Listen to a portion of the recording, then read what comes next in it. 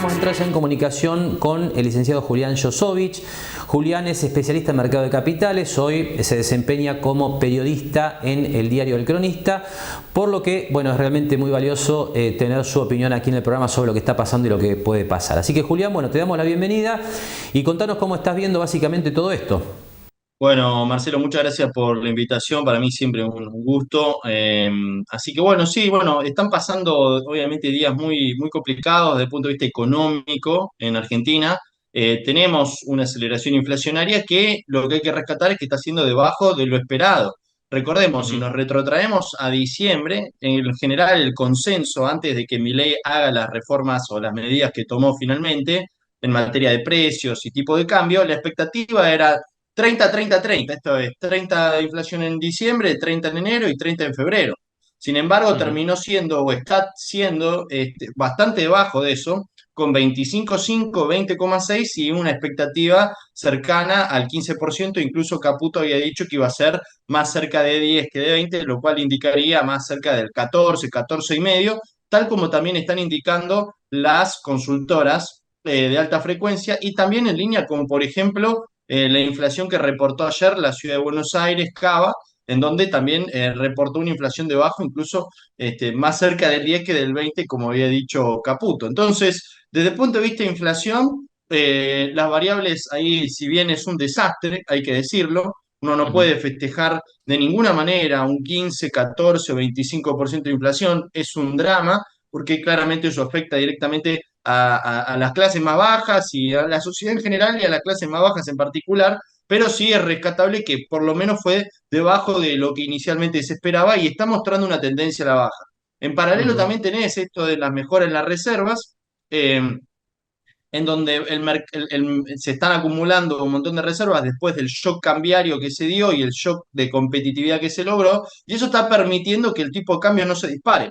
Cuestión que es una variable central para la batalla contra la inflación también, porque Ujú. recordemos que cada vez que hay una corrida o que el dólar se dispara, termina siendo un canal más de transmisión hacia la inflación. Así que tener un Ujú. tipo de cambio bastante bajo, controlado, le permite al gobierno tener algún tipo de margen como para manejar lo que es la parte inflacionaria. Obviamente, el costo detrás de todo esto, de todos los ajustes, tiene que ver con el nivel de actividad que fuertemente se está resintiendo producto de el freno en el gasto, el freno en los giros de las transferencias a las provincias, el ajuste de precios en donde el salario real, es decir, lo que a la gente le queda en el bolsillo es cada vez menos, y entonces el consumo en general es menor y se resiente el nivel de actividad.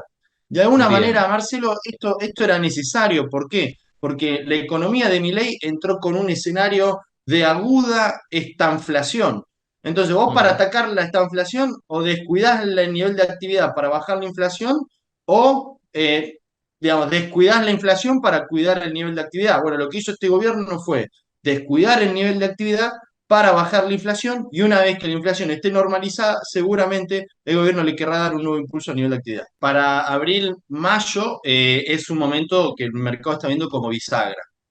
Primero porque ahí tenés también lo que es la reunión del Pacto de Mayo, en donde Ujú. quizás se puede llegar a acordar entre las distintas partes de la política un programa de país a largo plazo. Eso es un detalle nomás, pero no deja de estar dentro de la agenda.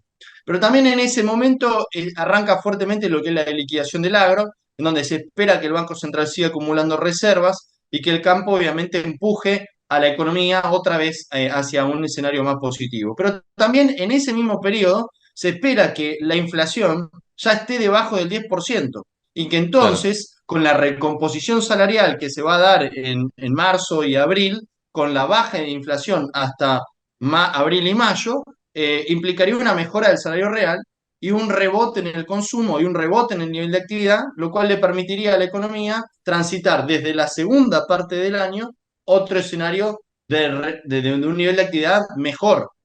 El año seguramente termine mal, con un retroceso. Creo que el FMI había anticipado 2%, 2 y pico por ciento de caída, pero porque tenés un primer semestre muy malo, producto de la corrección de los desequilibrios macroeconómicos previos, esto de corregir esta inflación, y que el segundo semestre teóricamente debería rebotar y salvar ese primer semestre muy malo, pero sin poder pasar el año en positivo. La expectativa es que este año eventualmente está perdido en ese sentido, pero la mejora vendría en el segundo semestre y con la expectativa ya pensando en 2025.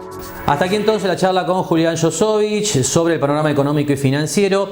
Vamos a hacer una nueva pausa ahora en Mercados y Empresas y enseguida seguimos compartiendo números sobre la coyuntura económica y financiera en el país.